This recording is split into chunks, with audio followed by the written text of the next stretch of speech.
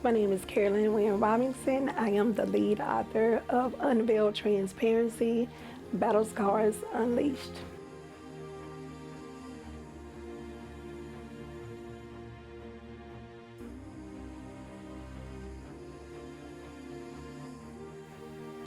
The goal of this project was to empower the authors to be transparent, tell their stories, to come out from hiding so they can heal and actually be able to tell the readers and give them a message that they're not alone. They suffer and they go through things just like they do. To actually also break generational curses of suicides, unwantedness, and just to feel love, just knowing that someone else shares the same story that you do. So let's go ahead and jump into it. Let me introduce you to these amazing co-authors that's actually in this book with me. The first person that we have up is Miss Andrea James. Her story reminded me so much of myself, being molested by someone that you know. And with me, it was someone that I was married to.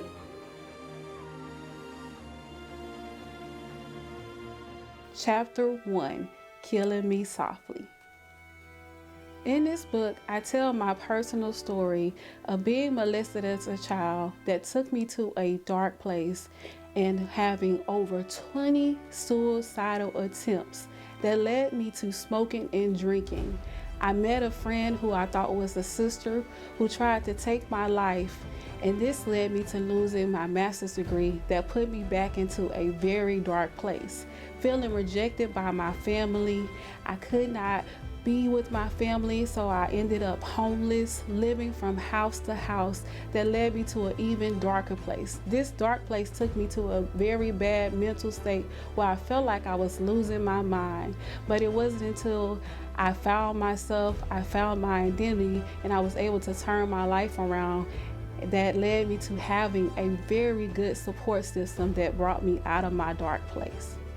Having my story in this book gave me the opportunity to be able to help other teen girls, young ladies, and women that have been molested or raped come out of a dark place where they were in bad mental states or even feeling suicidal. So I believe Killing Me Softly helps those that are in that deep place that are buried come out of that dirt that they have so that they can be able to tell their stories. I want others to know that broken pieces still blossom. It doesn't matter what you're going through or what circumstance or situation you have been through, you can still come out of that circumstance or situation. I am a living testimony of that. I am getting ready to be Dr. James, May 2022. I have written 5 books. I have started a business, Blossom Up, where I teach teen girls, young ladies, and women to blossom up and bloom where they have been planted. So when you're in that dark place, there's still an opportunity to come out. There's still a chance for you. There's still hope for you. So do not give up. Our next amazing author that we have coming up is Terry Washington. Terry's story is so amazing. She talks about dating drug dealers and the utilization of drugs and being addicted to drugs. I can relate to that myself. Here is Terry's story. Chapter 11, From Dust to Diamonds. In this chapter, you will find out about a young lady who have been through a tremendous amount of trials and tribulations, my own personal trials and tribulations. In this story, I tell about how I got wrapped up in the street life, dealing with men, because sometimes our fathers can be our first heartbreak, feeling empty. And then you meet a person and you feel like they were everything. But amongst that everything came a life of destruction. And what do I mean by destruction? A very serious drug addiction, being addicted to cocaine. Through this journey, I tell how I got started, living a fast life, how I almost lost everything, living with a man who was transporting drugs in and out of my house. But I dealt with it because the money was good, the life was good, but I didn't see my life spiraling out of control at the time. It went from learning how to cook the cocaine for crack. I was taught, how to snort it, but I enjoyed it. It was the dark side that I was feeding, and I enjoyed it. But every day I was losing a part of me till I almost lost myself. I promise you, just by reading the chapters in this book, you will meet a lot of people that have been through so many trials and tribulations, and the encouragement that you'll get on seeing how they turn their life around. Look at me. I'm a prime example. So clean. Over 13 years of being clean. In the process of receiving my master's degree. On the road to receiving a doctor's degree. Who do you know that's been on the dark side? How hard is it to turn your life around without the proper support? But I promise you, by getting a copy of Unveiled Transparencies and reading throughout these chapters, you won't be disappointed.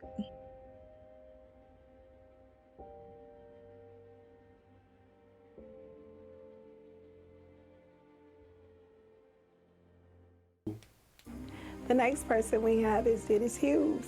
Man, Dennis is so amazing, and his story reminds me so much of myself as well. The black sheep. How many of you have been labeled as the black sheep in the family? I know that I have, but I don't let it bother me. Here is Dennis' story. Chapter 5, Lost Black Sheep. I decided to do the title of my chapter on Lost Black Sheep because it's a lot of people that's lost and they feel like they're different. So I wanted to show it's okay to be different. You don't have to live by society rules. Also, you can do what makes you feel good. You don't have to do what society tells you to do. I grew up with no guidance. I had to do things an unconventional way to get where I was going. Sometimes life throws things at you where you can't be what everybody else wants you to be or needs you to be. You have to live your own life. I've always felt like I didn't fit in as the lost black sheep. That's okay though. Life is about choices. And I wanted to show our parents affect us in ways that we didn't know that they do. When you look back at your life and realize, okay, this is why on certain things, because your family heritage. I was the only boy. I had 5 sisters, and I grew up hearing, oh, to make you the man, you gotta have all these women in your life. You gotta get this one, you gotta get that one, you gotta get this one, you gotta get that one. In the end, it just leaves a trail of heartbreak. So I did what's best for me. I wanted to let people know, specifically young black males, that it's okay. You can take your time. You don't have to live by society rules. Peer pressure weighs heavy on you, especially young black men. Always do what's best for you. You can read my full story, Lost Black Sheep and Unveiled Transparency, Battle Scars Part 1. You can also find out how I turned my life around and became the man I've always wanted to be. And you can do it also.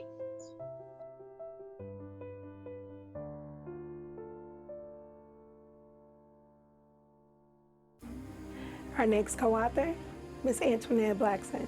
She's going to come to you and she's going to share her story of being rejected by a mother and a father and being rejected in a marriage 3 times. Miss Antoinette Blackson. Chapter 7, Rejection to Reflection. I was born September 19, 1975 to Fireball and Preacher Man. Well, I call my mom Fireball because she had this fire engine orange red hair that was gold and bronze and brown and red. It was just different and it was natural. So everybody called her Fireball because she had this beautiful gold skin. She was like cotton. And so her hair really defined who she was with her beautiful skin. So they called her Fireball. And we had a turbulent life. Like, oh, my mom she was different. For back then, you know, people who had mental disorders, there was no title to those things. So my mom was very volatile, very volatile. One day she could be super nice and a matter of hours, she can be the devil. Wow, just rapidly different. And it was daily. And there was no title for this. I know now it was bipolar. And she had it severely. And her, my father loved my mother. He loved her. Even now, when he mentions my mother, he lights up. She was this beautiful, beautiful woman. And my dad was so in love. And I don't know how he stayed. But my mom would just violent. On a good day, she would make us breakfast and we would be so excited because she's in a good mood, and she would go in the kitchen and just violently change when she came back out. One morning she made us breakfast and she walked into the kitchen. She walked back out. She swiped the whole table with her arm and everything went to the floor crashing down. Get out and eat it. Eat it all up. You better not leave anything on my floor. These are things we had to go through. We were so afraid of her because we didn't know when a bad moment would come. The house was just in total chaos. You could not walk straight through the house except for the living room. So if you're from the South, everybody knows the first room you see is the cleanest room in the house because that's what you see when you come in. But after that, there were these mounds and bags and bags and bags of clothes you had to walk on top of. Just, can you imagine feeling rejected from birth? Like, this woman hated us. One moment she loved you, and the next minute she hated, but what you felt was the hate. All the time. Every day. She would have company, you know. Our new father would come over. She would put us in the backyard, and we had a Rottweiler who hated us as much as my mama hated us. And she would lock us out these sliding glass doors, lock us outside with the dog, but put us on the other side of the dog so that we couldn't get to the house while she had our new dad in the house. And she would do stuff like that all the time. But this particular day that she left us out there, we were out there for hours with one bottle of water for 3 of us. And this dog was just trying to tear off the chain to get at us. And we got sunburned so bad that when my grandparents came to get us, we had to tell him what happened because we were always told, you better not tell what's going on in my house. You better not discuss what we do. And we told my grandparents, and so things flipped for us. But I do remember coming home on the weekends because she had us Monday through Friday, and we went to my grandparents on the weekend initially. But after that incident, it got flipped. We stayed with my grandparents Monday through Friday and came home on the weekends. Well, Fireball wasn't having it. So Monday through Friday at my grandparents' house, they would bring us in the mornings to come back to her house to go to school, pick us up after school was over with, and take us back to my grandparents' house. On Fridays, we came back with our bag to stay home. Well, Mama had plans to go out to the club. So our bags were packed like we were going to my grandparents' house. But instead, we got packed into the car. We went out to the backwoods. Everybody know what the hole in the wall is. I hope you do it at this point. Hole in the Wall is a club way back up in the woods, but don't nobody even know it's back there on one of them dirt roads that you can't see from the highway or from the main road, where the clubs are hidden way back in the trees where you really can't see them. We were taken back there in the pitch black midnight, and we're under 5. I remember being so black. that when you saw people walking, we thought trees were walking. It was just that black. You couldn't tell the people between the trees. And I remember being so scared because she just told us, nobody better know you're in this car. You better lay down close to the floor and nobody better see you and I better not get in trouble. You think we disobeyed her? We didn't want to get beat. So we laid down to the floor, stayed laid down in the seat. But this particular night, we had to go to the bathroom so bad. We literally had to take turns jumping in and out the car. But as one person would jump out, the other two of us would lock the door to make sure nobody could come in and take us while the other person's outside using the bathroom, and then we'll unlock the door and let them back in. And I remember being so terrified because it was pitch black. You couldn't even see the moonlight in the sky because there was so many trees. And then you've seen people moving, but they looked like trees. Like, it was so dark. Can you imagine being 3, stuck in a car, in the woods, waiting for your mom to come back right before daylight hit? And she would always come back just before daylight because nobody could know we were in the car on the weekends while she went into the hole in the wall. This was just one of the many things that made us feel rejected by my mother, neglected by my mother. But as I became older, I started wondering what part of me was her. So in December 15, 1985, my grandparents go to bring us back to my mom's house. My grandfather brought us back. And I remember really distinctly the door wasn't unlocked this time for us to come in. So my sister ran back to the car to get the key from my granddad because we were at the burglar bars trying to get in. My granddad gave my sister the key. And we went in, we was looking for her because of course when we had been away from her all week, we wanted to see her. Even though it was terror always. We just missed our mom. So we were trying to get in the house, we got in, we go looking for her. House is normal. First room we walk into is the living room, it's nice and clean. We started searching through the house. We don't hear anything. So we're searching and looking. Then we get to the threshold of her door. Problem is, who gonna go in?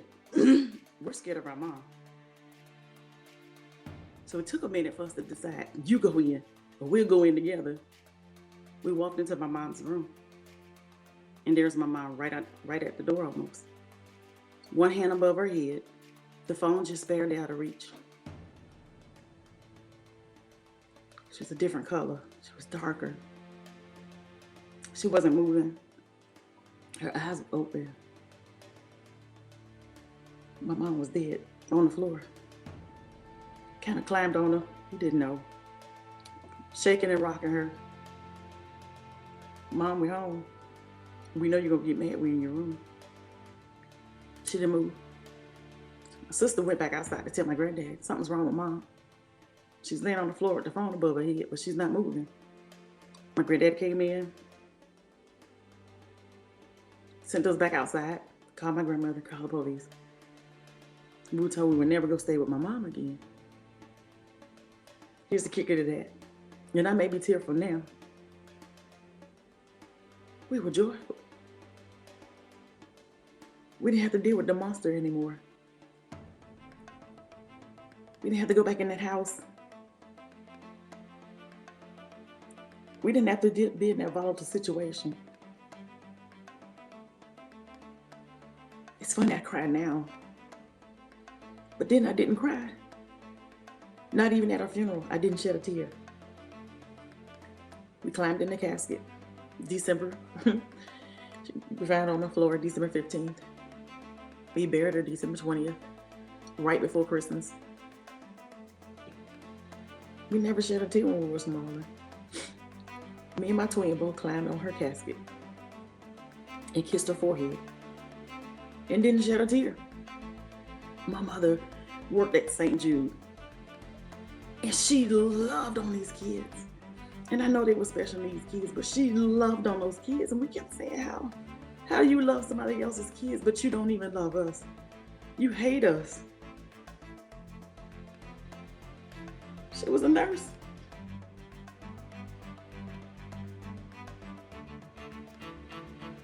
You love everybody but the ones you gave birth to.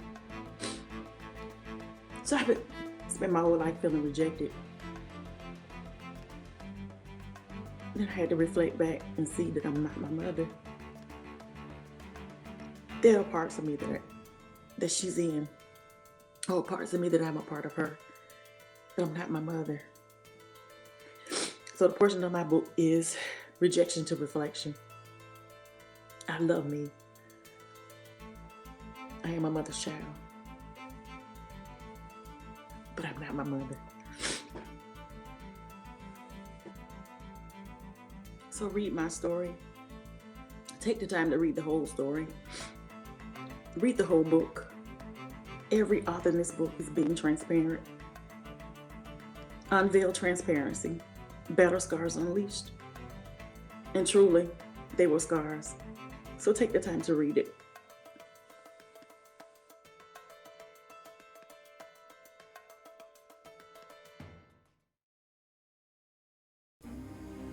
Our next co-author is Shamilla Moore.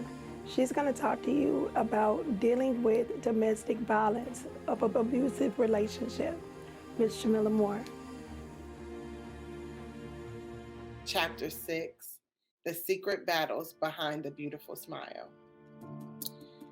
So I remember as a teenager, I feel like I was like a little, I don't know, rebellious or something. And some of the things that, I felt as a kid, I was the only one of my father and my mother's children. So I had siblings from my father and I had siblings from my mother, but I was the only one that belonged to both of them. And so I almost felt like I felt a little bit out of place. And so during my teenage years, I felt like I was looking for something. I was looking for, I don't know, somebody to love me or, just to affirm me, I guess, a little bit more than I was getting in my home. And so I remember having a relationship with this guy, and he had the most like charming, beautiful, handsome smile, right? And he seemed like a good guy. And he would come and visit me and he would take me around. He was a little bit older than me, so he would drive me around. And I just felt like, I was doing something. I had this boyfriend. He didn't go to my school. He would come and get me. He would drive me around. We would chill out. We would hang out. But some things were a little bit off. And so I think back now, and there were so many red flags that you don't really notice as a child. And I never had a relationship like that. So I was just, having fun. And then one night I remember I called him over, and it was a night I will never, ever forget. It was a night I feel like that completely changed the trajectory of my life. I feel like this night opened doors that probably shouldn't have been open for me, to experience certain things and to tolerate certain things. And it was a night that scared me to my core. I was home alone with my little cousin. And I thank God today that I made it through that night. And so it was definitely a night that changed my life, and a night I will never remember or never forget. And, as teenage girls, we experience certain things and we feel certain things. And, we just don't really know what we should know, what we should look for, and sometimes we're looking for the wrong things, just because we feel like we're lacking in areas, at home or whatever. And, I feel like as a young girl, I'm glad I made it through, because that's something I would never want anyone else to experience. And, it's tough when I think about it. As I was writing this chapter, those feelings came back, that fear from that night, the trauma. It was such a traumatic event for me. And I would never wish that on any young girl or anyone, period, because, after that night, I could have gone this way or that way. And I feel like I started to go the wrong way, but ultimately I ended back up in the right space. So that night definitely changed my life. My full story and other stories like it of trauma that people have been through and overcome are available in this book, Unveiled Trasparency, Battle Scars Unleashed. Our next co-author is Delasper Griffin. She talks about her daughter that deals with autism. Delasper Griffin.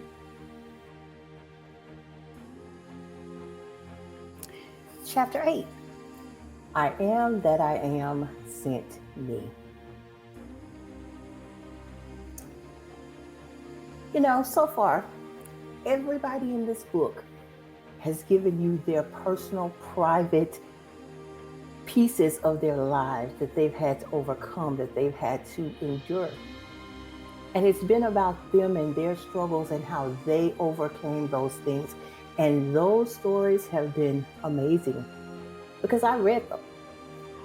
But the interesting thing about my story, and at first I thought it didn't belong because it's a story about my daughter. And then I had to realize that our kids matter too. My daughter's story is that she's now 10 years old. And we thank God for that because sometimes they didn't think she would make it to 9. And we made it to 10, so God has been watching out for her. But one time we were in the hospital and she was on a ventilator. Now this was her 7th time on the ventilator at this time. But this time was different. This time my daughter was on a ventilator for 21 days.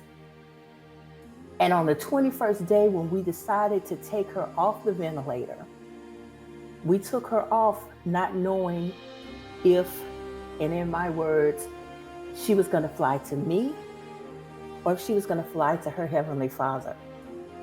Now, everything in my being wanted her to fly to me, but I knew there was a possibility that I might not have this little girl anymore. That was a struggle for me. My daughter's life has been a struggle. She's fought every single step of the way. But the interesting thing about it is she's never stopped fighting through every single thing that she's been through. My daughter has been on a ventilator 9 times in the 10 years that she's been on this earth. And every single time she comes out of it smelling like a rose. We have this saying in our nation that says, I'm so glad I don't look like what I've been through. That's my story. I am that I am sent this little girl to me. And it's because he sent her to me that I was able to overcome my insecurities in life because I saw that she had none. Nothing that she's gone through has made her feel unworthy. Nothing that she's gone through has made her feel less than. Nothing has done that. She's always going to be who she is, and she's always going to know that she's got everything she needs within her. My daughter has only said 2 phrases her entire life. The first phrase she said at the age of 6, and that phrase was, I have the key.